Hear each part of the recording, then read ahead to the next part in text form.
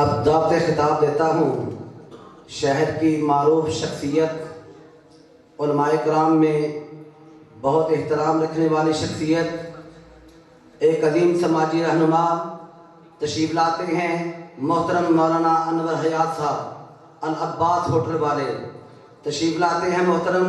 مولانا انور حیات صاحب۔ السلام علیکم ورحمۃ اللہ وبرکاتہ۔ نحمده ونسلم علی رسولہ الکریم، اما بعد فاعوذ باللہ من الشیطان الرجیم، بسم اللہ الرحمن الرحیم، واعتصموا بحبل اللہ او کما قال اللہ تعالی، صدق اللہ العظیم وصدق رسولہ النبی الکریم، ونحن علی ذلک لمن الشاہدین والشاکرین والحمد للہ رب العالمین۔ زعماء ملت، عزیز سامعین، مجھ جیسے طالب علم کو آپ کے سامنے کھڑا کر دیا گیا ہے، ان اکابر علماء کی موجودگی میں سبق سنانے کی نیت سے اپنی حاضری لگوا دیتا ہوں کہ اللہ رب العزت نے پہلی انبیاء کرام علی نبینا و علیہ الصلاۃ والسلام کی جماعت کو منتخب فرمایا امت کی کامیابی کے لیے۔ جب جناب محمد رسول اللہ صلی اللہ علیہ وسلم پر آ کر یہ عظیم الشان اصلاح امت اور انسانیت کی کامیابی کا یہ عظیم الشان سلسلہ میرے اور آپ کے آقا حضور خاتم النبیین صلی اللہ علیہ وسلم پر آ کر ختم ہوا، تو اب یہ انبیاء کرام علی نبینا و علیہ الصلاۃ والسلام کی عظیم الشان ذمہ داری اس امت کے علماء کے اوپر ڈال دی گئی۔ کیونکہ نبوت کا سلسلہ تو ختم ہو گیا، لیکن اللہ کی منشا یہ ہے کہ قیامت تک آنے والا آخری انسان جنت میں جانے والا بن جائے، اس کے لیے ان علماء کو اللہ رب العزت نے منتخب فرمایا ہے، جیسے پہلے انبیاء کا انتخاب ہوا کرتا تھا۔ تو ہم اپنی ذمہ داریوں کو پورا کرنے کے لیے مشترکات کو بیان کر دیں۔ جیسے مجھ سے قبل علماء کرام نے تجاویز دی، حقیقت یہی ہے، انہی کے اوپر اگر ہم عمل کر لیں کہ اپنے منبر و محراب سے اللہ کی وحدانیت، حضور نبی کریم صلی اللہ علیہ وسلم کی ختم نبوت، صحابہ کرام رضوان اللہ علیہ مجمعین کی ناموس اور ان کی عفت، ان کی صداقت، ان کی عظمت بیان اگر ہم کر دیں، اور جہاں تک ہماری یہ ذمہ داری ہے کہ امت کے عقائد کو درست کرنا ہے، وہیں ہماری ذمہ داری یہ بھی ہے کہ اعمال صالحہ کا قرآن و سنت کی روشنی میں عوام تک پہنچانا۔ جیسے میں مثال کے طور پر عرض کر دیتا ہوں، عام فام میرے عوام کے اندر سود کی جو تعریف ہے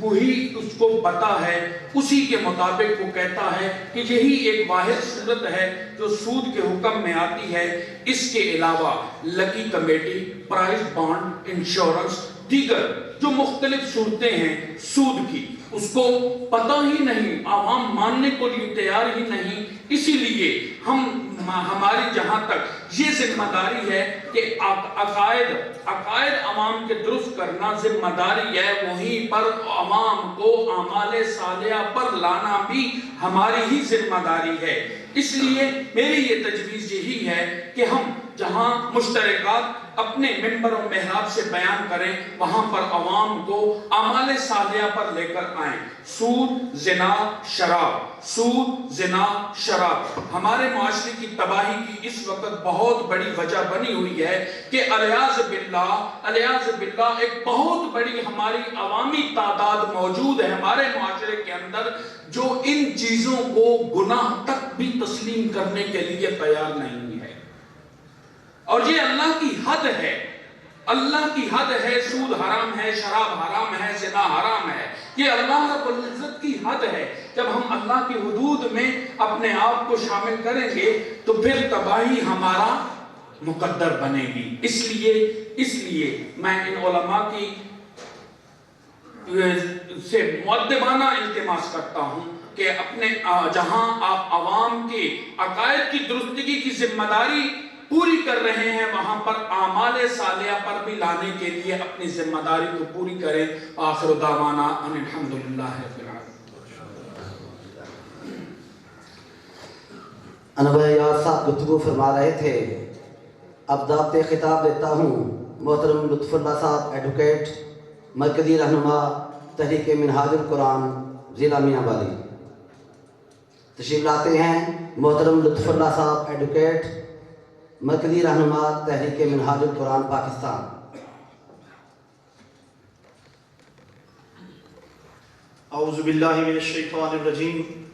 بسم اللہ الرحمن الرحیم، واعتصموا بحبل اللہ جميعا ولا تفرقوا، صدق اللہ العظیم۔ نہایت ہی محترم و محتشم مشائخ اعظام، علماء کرام اور انتہائی معزز مہمانان گرامی قدر اور سامعین، سب سے پہلے تو میں مبارکباد دینا چاہوں گا جس پلیٹ فارم پہ آج یہ ہم اکٹھے ہیں اور مجھے بھی بات کرنے کا موقع ملا، اتحاد امت ضلع میاں والی کو مبارکباد کے مستحق ہیں کہ انہوں نے یہ ایک ایسا پلیٹ فارم بنایا جس کی یقین کریں اگر امت کو اس وقت کسی چیز کی ضرورت ہے تو نمبر 1 اگر پوائنٹ میں پرسنلی دوں تو اس وقت اتحاد امت کی ہے، تو بہت ہی مبارکباد کے مستحق ہیں۔ اور آج سے مجھے بھی اس اتحاد امت کا ایک ادنا کارکن سمجھیں، جہاں بھی ضرورت ہوگی انشاءاللہ اس اتحاد امت کے پلیٹ فارم پر میں بھی آپ کے لیے جو خدمت مجھ سے لے سکیں گے حاضر ہوں۔ یقین کریں جو میں 5 منٹ کی معلومات اور گزارشات کروں گا، بہت بڑے بزرگ بیٹھے ہیں، علماء کرام بیٹھے ہیں، مجھ سے ناچیز اور ایک طالب علم، صرف ان سے اجازت کے ساتھ کہ اس بیماری کی جڑ تو بہت پرانی ہے، لیکن ڈاکٹر علامہ اقبال جو اپنے وقت کے درویش، صوفی اور اپنے وقت کے مجدد تھے، انہوں نے بھی فرمایا تھا اس وقت یہ بیماری انہوں نے، حالانکہ آج کل تو شاید وہ ہوتے تو ان کی تکلیف اور ان کا غم کہاں ہوتا، اس وقت جب مسلمانوں پہ پھر بھی کچھ نہ کچھ عروج تھا، وہ فرماتے ہیں کہ فرقہ بندی ہے کہیں اور کہیں ذاتیں ہیں، کیا زمانے میں پنپنے کی یہی باتیں ہیں، یہ وہ دکھ بری آواز اور درد بھرا کلام آج بھی ڈاکٹر علامہ اقبال کا ہمیں اور ہماری روحوں کو جھنجھوڑ رہا ہے کہ اگر امت میں یہ بیماریاں رہیں، فرقہ بندی اور ذات پات، تو یہ امت کبھی عروج حاصل نہیں کر سکتی۔ اور یہ دکھ بھرا پیغام ہمیں بھی اور ہماری ایک اجتماعی ذمہ داری ہے کہ ہم جب بھی بات کریں فرقہ واریت، انتہا پسندی اور گروہ بندی سے بالا تر ہو کر دین اسلام کی سربلندی کی بات کریں۔ یقین جانے اگر میں خود ایک جامعہ کا طالب علم رہا ہوں، زرعی یونیورسٹی فیصل آباد، اس کے بعد میں نے MBA اور پھر LLB کیا، ایمانداری کی بات آپ کو بتاتا ہوں، صرف مذہبی طبقے کی بات چھوڑ دیں، آپ جدید ترین جامعات میں جائیں، ایمانداری سے بتا رہا ہوں اپنی دل کی کیفیت، ہم تو بھی فرقہ واریت اور چھوٹے چھوٹے گروہوں میں، کہیں دیوبندی، کہیں بریلوی، کہیں اہل تشیع، کہیں اہل حدیث، اور یہ ٹائٹل ہم نے اپنے ساتھ لگا کے ہم یہ تمغے سجائے پھرتے ہیں۔ یقین کریں جدید جامعات اور جدید تعلیم یافتہ طبقہ اس وقت دین سے بیزار ہو چکا ہے۔ ہم تو فرقہ واریت اور اس چھوٹے چھوٹے طبقات کی بات کرتے ہیں اور ایک مسائل پہ الجھے ہوئے ہیں۔ یقین کریں وہ دین سے بیزار ہو چکے ہیں، ان کو بنیادی جو اخلاقیات اور بنیادی عقائد کا بھی نالج نہیں ہے۔ اس لیے اس وقت اس امر کی اس وقت بہت شدت سے یہ محسوس کی جا رہی ہے، اور بہت شکریہ انہوں نے یہ پلیٹ فارم مہیا کیا اتحاد امت کے نام سے،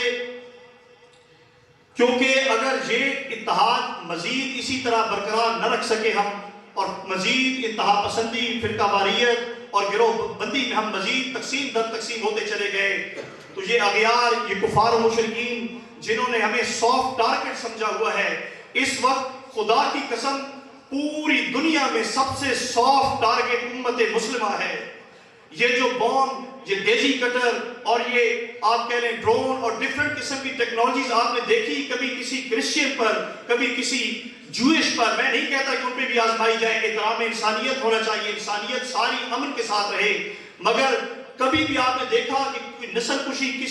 کسی بھی ادر دین مسلم کسی کمیونٹی کی ہوئی تو جواب 2 صدیوں سے ملے گا نو، ایبسولوٹلی نو۔ اس وقت صرف اور صرف اگر نسل کشی ہو رہی ہے، اگر صرف اور صرف دہشت گردی کا تانا، انتہا پسندی کا تانا اور تنگ نظری کا تانا مل رہا ہے تو صرف امت مسلمہ کو مل رہا ہے۔ کیا ہمارا یہ سٹیٹس تھا؟ کیا امت اس لیے عروج حاصل کر کے زبان پہ جو دن بدن جا رہی ہے کہ ہم نے یہی تانے اپنے سینوں پہ سجانے ہیں؟ نہیں، یہ امت بہت بلند ہے اور انشاءاللہ بہت بلندیوں پر پھر جائے گی۔ کیوں جائے گی؟ کہ جب اتحاد امت کا نعرہ دوبارہ بلند ہو چکا ہے تو انشاءاللہ اس امت کو ضرور دوبارہ عروج ملے گا۔ میں تحریک منہاج القرآن کی طرف سے جو 1981 سے اسی اتحاد امت پہ کام کر رہی ہے، حضور شیخ الاسلام ڈاکٹر محمد طاہر القادری کی مکمل 1000 سے زائد تصانیف اور 7000 سے زائد ریکارڈڈ لیکچرز دیکھ رہے ہیں، ان کا ایک ہی ٹاپک ہے اتحاد امت کا اتحاد۔ انہوں نے کبھی تفرقہ بازی، نفرت کی بات نہیں کی، کیونکہ یہ تفرقہ بازی یہ سب سے پہلے آپ کے اندر انتہا پسندی پیدا کرے گی، پھر انتہا پسندی کے بعد تنگ نظری پیدا کرے گی، پھر تنگ نظری کے بعد اس کا ایکسٹریم سٹیپ ہوتا ہے دہشت گردی۔ اس لیے تمام دوستوں سے، اپنے مسجد مہمان گرامی کل سے میں دوبارہ شکریہ ادا کروں گا اور بارے دیگر یہ ریکویسٹ کروں گا کہ پلیز اپنی نسلوں کو اس انتہا پسندی اور دہشت گردی سے بچاتے ہوئے اتحاد امت کا درس دیجیے۔ السلام علیکم۔